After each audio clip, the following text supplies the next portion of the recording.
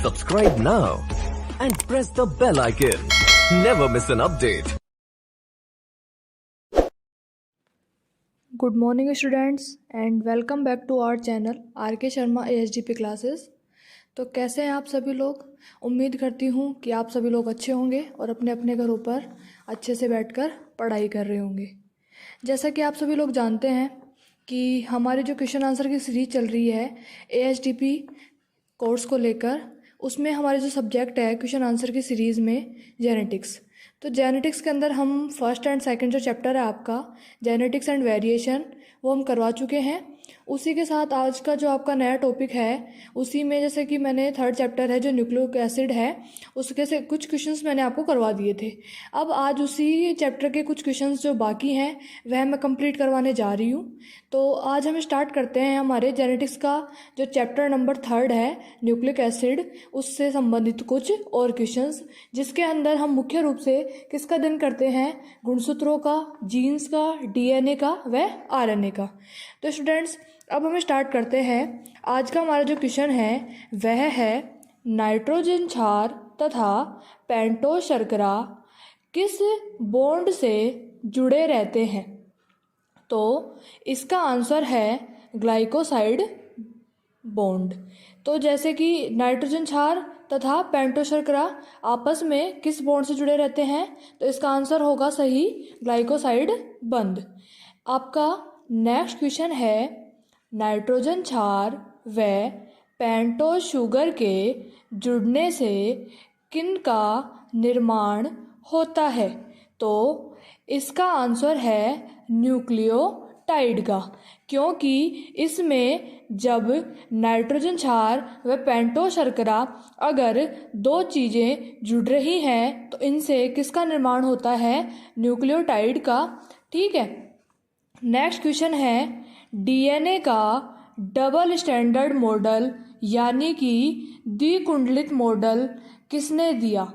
तो इसका आंसर है यह वॉटसन एंड क्रिक नामक दो वैज्ञानिकों ने सन 1953 में दिया।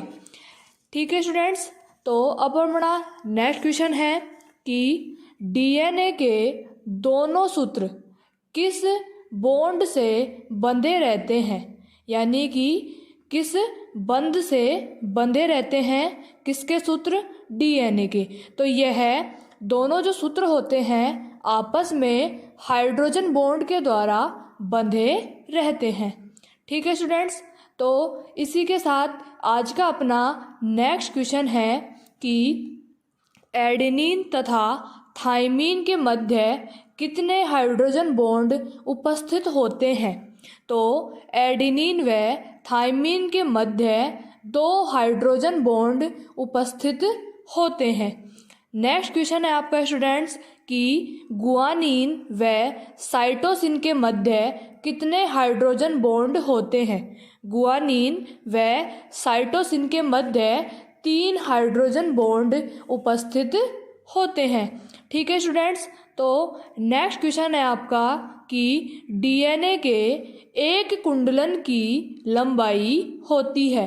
जो DNA होता है उसके एक कुंडलन की लंबाई 34 एंगस्ट्रम होती है। कितनी होती है? 34 एंगस्ट्रम। ठीक है। तो अपन अब नेक्स्ट क्वेश्चन की ओर चलते हैं कि DNA के एक कुंडलन में कितने न्यूक्लियोटाइड होते हैं तथा कितने अंतराल पर होते हैं? इसमें क्या पूछा जा रहा है कि DNA के अंदर जो न्यूक्लियोटाइड होती हैं उनकी संख्या तथा वह जो न्यूक्लियोटाइड होते हैं वह कितने कितने अंतराल पर नियमित होते हैं। तो इसका आंसर है कि एक कुंडलन में 10 जोड़ी न्यूक्लियोटाइड होते हैं तथा वे जो न्यूक्लियोटाइड होते हैं ये 3.4 एंगस्ट्रम के नियमित अंतराल पर नियमित रेगुलर होते हैं। ठीक है स्टूडेंट्स। तो नेक्स्ट क्वेश्चन है आज का हमारा कि DNA के कुंडलन का व्यास होता है। जो DNA होता है उसका जो कुंडलन होता है उसका व्यास कितना होता है? तो इसका आंसर है 20 एंगस्ट्रम। कितना है? 20 एंगस्ट्रम। नेक्स्ट है डीएनए में उपस्थित डीऑक्सीराइबोन्यूक्लाइड एक श्रृंखला में 3 से 5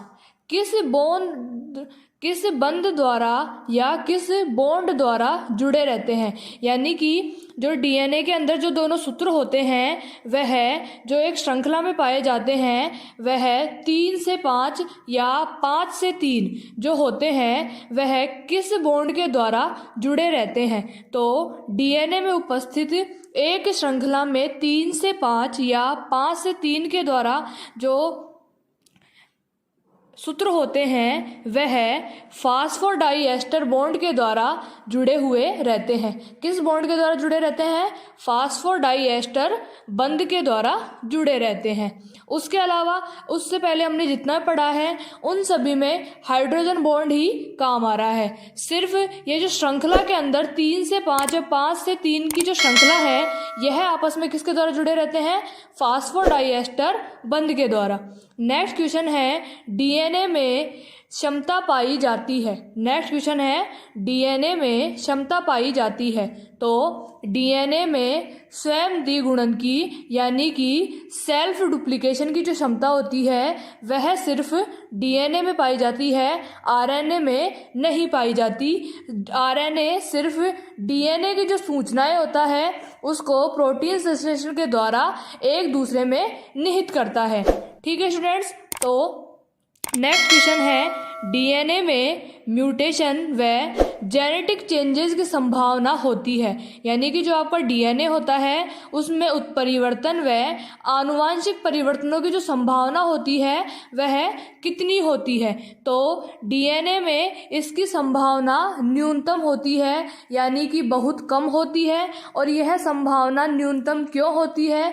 यह संभावना न्यूनतम डीएनए के पर्याप्त रूप से स्थायी होने की वजह से होती है।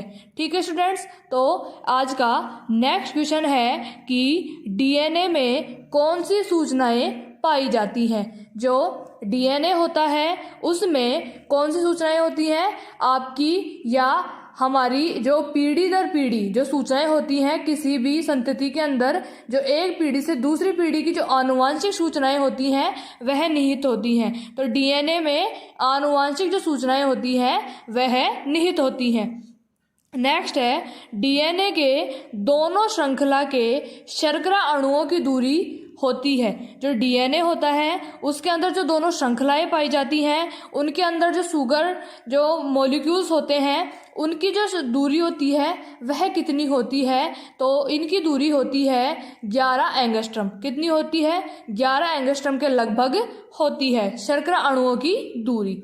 नेक्स्ट क्वेश्चन है और लास्ट क्वेश्चन है आपका कि डीएनए के दोनों सूत्र किस दिशा में उपस्थित होते हैं। जो डीएनए के अंदर दोनों सूत्र पाए जाते हैं 3 से 5 या 5 से 3 की ओर, वह एक दूसरे से विपरीत दिशा में, कौन सी दिशा में? विपरीत दिशा में उपस्थित होते हैं।